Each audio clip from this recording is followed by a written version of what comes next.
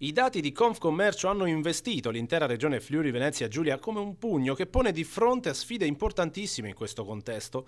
A Udine 163 negozi chiusi dal 2012 a oggi, a Trieste in media un negozio chiuso a settimana. Il presidente Fedriga illustra come l'amministrazione stia cercando di invertire questa tendenza preoccupante. Ma in realtà questo ovviamente è una criticità dovuta a situazioni pluriennali e a una modifica purtroppo, devo dire, degli assetti commerciali a livello globale, non soltanto locale. Dall'altro però il negozio di vicinato è fondamentale non soltanto per l'attività commerciale in sé, ma anche per quel ruolo sociale che svolge.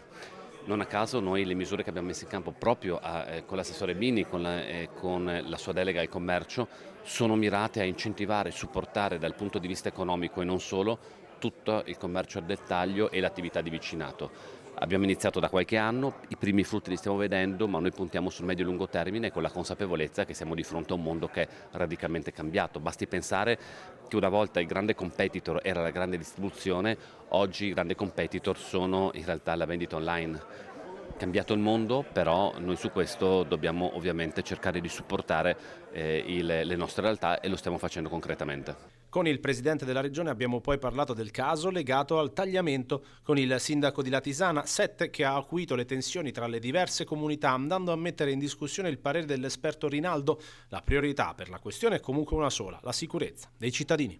Noi andiamo avanti con i tempi previsti, tutti gli studi vanno bene, tutti i miglioramenti che si possono fare vanno bene, ma i tempi devono essere garantiti, perché siamo di fronte a una situazione nella quale dobbiamo sicuramente preservare il fiume, ma dobbiamo preservare le persone.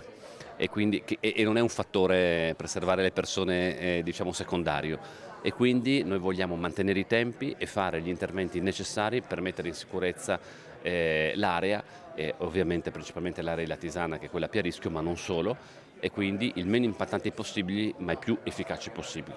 Quindi la cosa che io ho chiesto anche all'assessore è che i tempi siano garantiti.